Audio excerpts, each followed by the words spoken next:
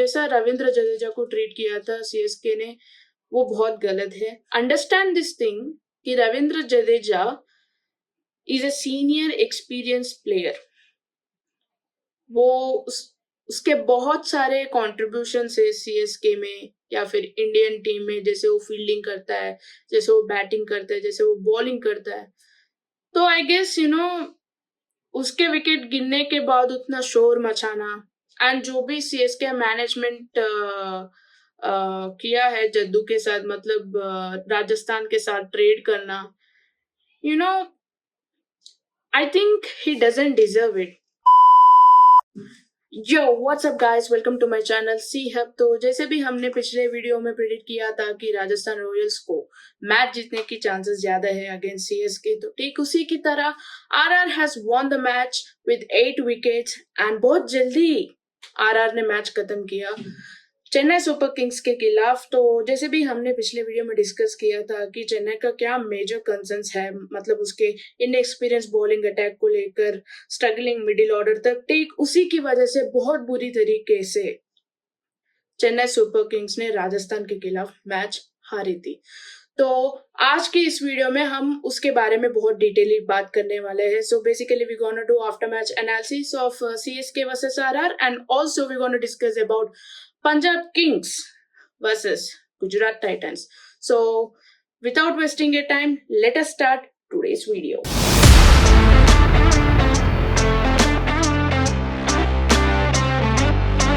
तो जैसे हमने डिस्कस किया था, मैच हुई थी गुवाहाटी में, जो कि एक फ्लैट पिच है।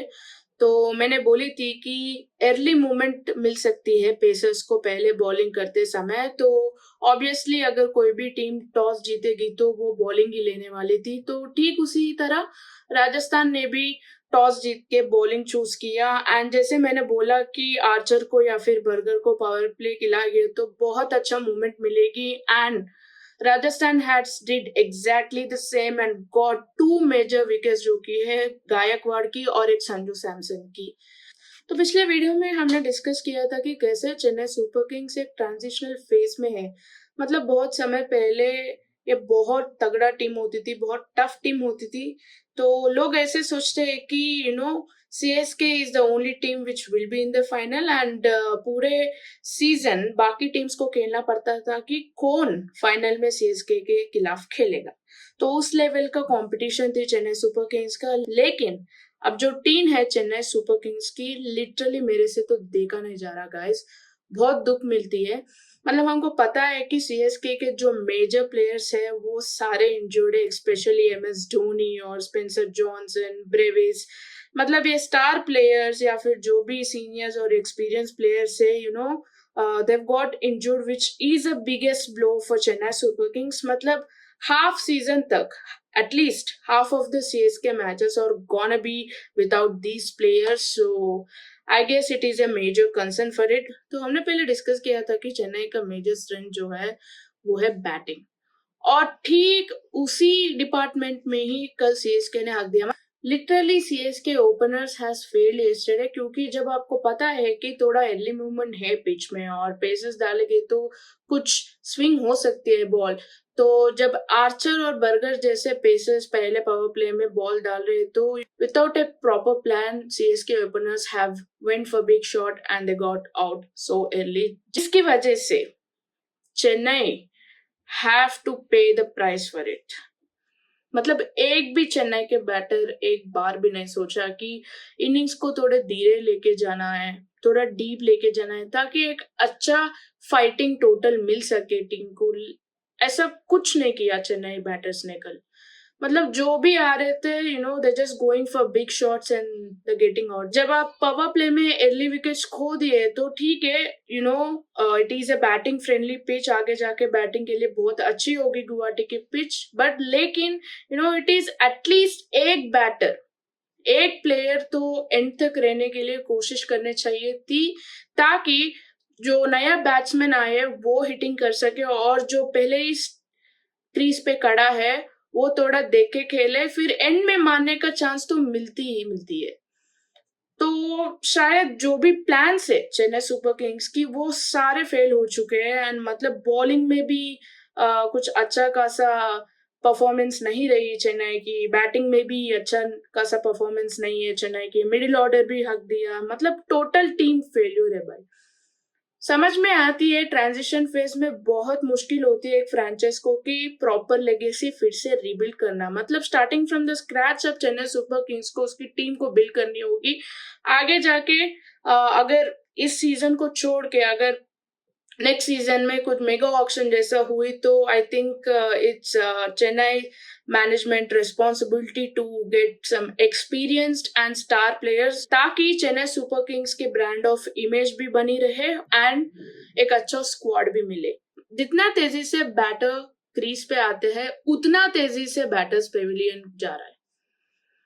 मतलब हमने पहले ही बोल दिया था कि जो भी मेजर कंसर्न है सीएसके का कि उसके स्टार प्लेयर्स पूरे इंजर्ड है, तो उसके बावजूद भी एक क्लियर प्लान तो मुझे नजर नहीं आई। मतलब पता नहीं कौन सी स्ट्रेटजी से कल सीएसके ने गेम खेलने आई थी, बट या it is a destructive performance by Rajasthan Royals, appreciate करनी चाहिए। एंड ऑल्सो मैंने कल बोला था कि रियान पराग को उतना एक्सपीरियंस नहीं है लीडरशिप में, लेकिन I guess he has done really a fantastic job. And हम बात करते हैं आरआर के बैटिंग के बारे में।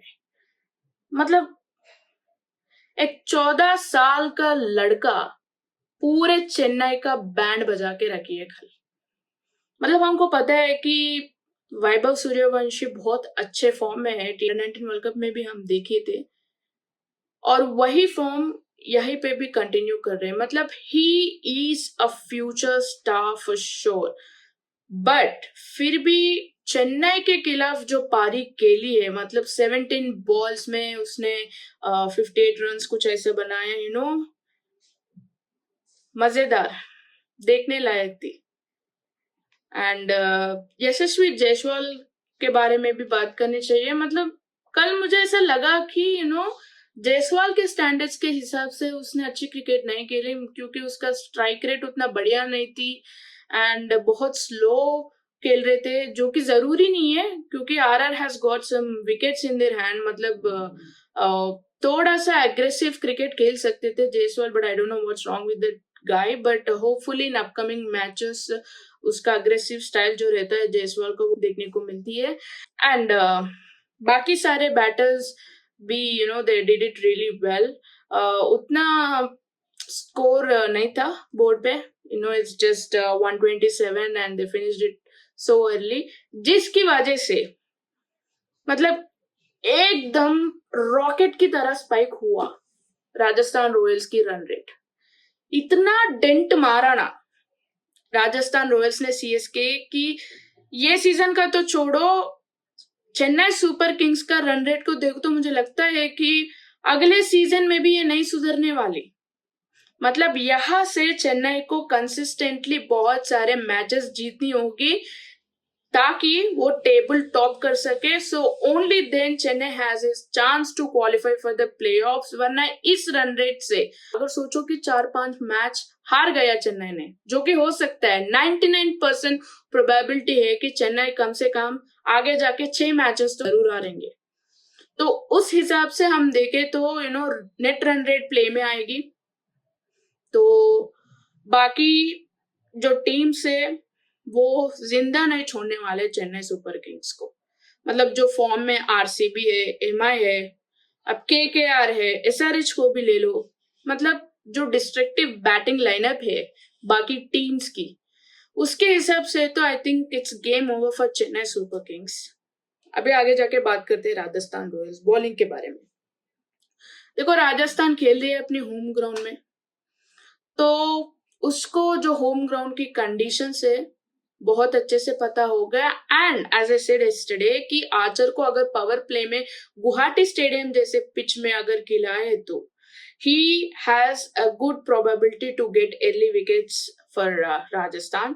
तो ठीक उसी की तरह बर्गर ने, आर्चर ने जो स्पेल डाले थे, बहुत अच्छे से स्विंग हुई थी बॉल एंड बहुत अच्छा पॉन्स भी हो रहा था, जिसकी वजह से संजू सैमसन और गायकवाड़ की विकेट बहुत पहले ही आ गया था आरआर को, so which was a plus point and there is no stop for it. Wickets गिरते रहे, बट आरआर के बॉलिंग को भी अप्रिशिएट करना बनती है। राजस्थान की फील्डिंग भी बहुत सही थी। और तो स्पेशली आज हम बात करने चाहिए about the spin king Ravindra Jadeja. मतलब कल के मैच में अगर मैं देखी तो मुझे लगता है कि Ravindra Jadeja has been bit emotional after he bowled an over जिसमें उन्होंने 2 विकेट्स ली थी। एंड सीरियसली उसका पेन नजर आ रही थी, जिस तरह इमोशनल हुई थी फील्ड लाइन पे खड़े होके। मतलब अब कुछ सीएसके फैंस को बहुत दुख हो रही थी जब रविंद्र जडेजा ने सेलिब्रेट किया शिवम दुबे विकेट लेने के बाद, जो अग्रेसिव सेलिब्रेशन किया था। तो उसको लेके बहुत सारा आउटरीच हो रही है सीएसके फैंस के बीच में। लेकिन आई थिंक जैसा रविंद्र जडेजा को ट्रीट किया था सीएसके ने, वो बहुत गलत है। मतलब फैंस भी ऐसे है कि अगर रविंद्र जडेजा का विकेट गिरती है तो इतना शोर मचाते, because they got excited. Of course Thala batting करने आ रहे हैं on, and also I accept the fact that we are seeing MS Dhoni's batting only in this league, in this format. तो I can get it for a Dhoni fans, but understand this thing कि Ravindra Jadeja is a senior experienced player। वो उसके बहुत सारे contribution है CSK में या फिर इंडियन टीम में, जैसे वो फील्डिंग करता है, जैसे वो बैटिंग करता है, जैसे वो बॉलिंग करता है।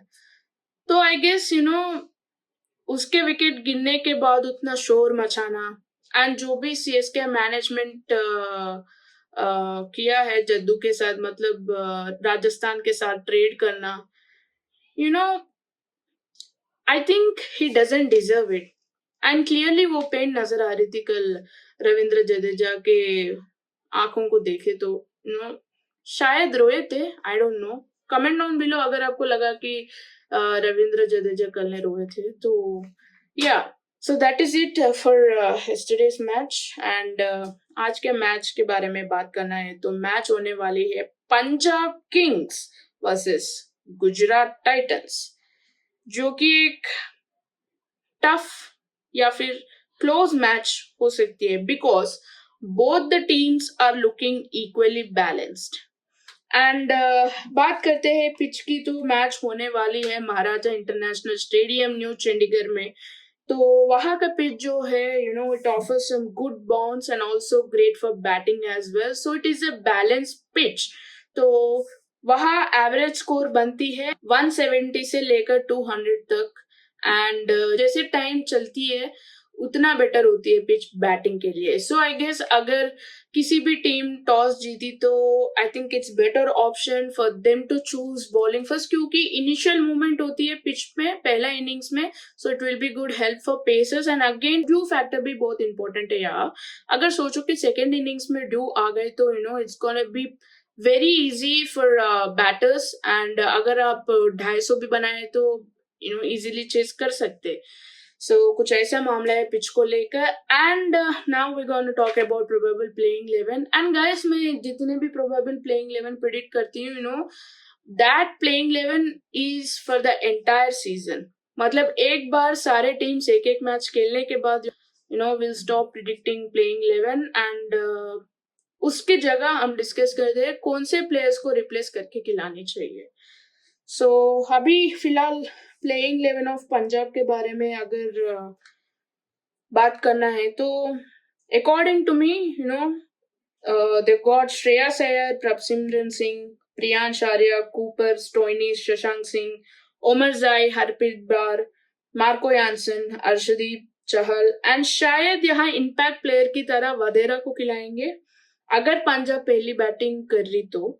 एंड गुजरात टाइटंस के लिए शुभमन गिल, साई सुदर्शन, बटलर, वॉशिंगटन, राहुल तिवाटिया, रशीद खान, साई किशोर, होल्डर, सिराज, प्रसिद्ध कृष्णा, एंड इम्पैक्ट प्लेयर के प्लेस में शायद रबाडा को खिलाएंगे। So this is my playing 11 for both the teams. And अगर हेड टू हेड स्टैट्स के बारे में बात करनी है तो दोनों टीम्स ने एक दूसरे के खिलाफ 6 मैचेस खेले थे and they have won 3 matches each. मतलब बैलेंस राइवलरी है and also both the squads are looking equally balanced. तो फिलहाल अभी बात करते हैं स्ट्रेंथ्स एंड वीकनेस। तो पहले पंजाब की बात करनी है। तो Punjab has got lot of Indian players, so जिसका एक प्लस पॉइंट बनती है because these players have been played in local conditions and they been in exceptional form, क्योंकि रिसेंटली बहुत सारे डोमेस्टिक लीग्स भी हुए थे T20 फॉर्मेट में। So I guess it's gonna be a plus point for Punjab and also जो भी condition है स्टेडियम की, होम टीम है, सो ऑब्वियसली वो एडवांटेज होती है, चाहे वो क्राउड का बात होती है या फिर पिच का। They have got a bit more edge over Gujarat Titans, and they have got some more balanced middle order as well. And Chahal and Arshdeep are gonna be the key bowlers and key weapons for Punjab Super Kings, क्योंकि middle overs में चाहल बहुत important हो जाती है। उसका spin जो भी है मारना इतना इजी नहीं है जैसा गुवाहाटी पिच है। एंड ऑल्सो अर्शदीप, अगर अर्शदीप को पावर प्ले में खिलाएंगे तो जो कि खिलाएंगे भी, तो आई गेस जो अर्ली मूवमेंट होती है गुवाहाटी पिच का, आई थिंक अर्शदीप उसको इजीली ग्रैब कर सकते हैं and at least I think he can get 2 wickets for Punjab. So also Punjab got some good finishers as well, जो शशांक है या फिर वधेरा है। बैलेंस लग रही है मुझे टीम ओवरऑल। और अब बात करते हैं वीकनेस की। तो इनकंसिस्टेंट टॉप ऑर्डर, मतलब सोचो कि पावर प्ले में अर्ली विकेट्स को दिया पंजाब ने तो श्रेयस अय्यर के ऊपर बहुत बर्डन पड़ जाएगी, क्योंकि जो प्लेइंग स्टाइल है श्रेयस अय्यर का वो है अग्रेसिव। तो इनिंग्स बिल्ड करने के चक्कर में he'll get into defensive mode and that's gonna affect the entire batting lineup of Punjab. And Punjab के पास सेकेंड स्पिनर नहीं है।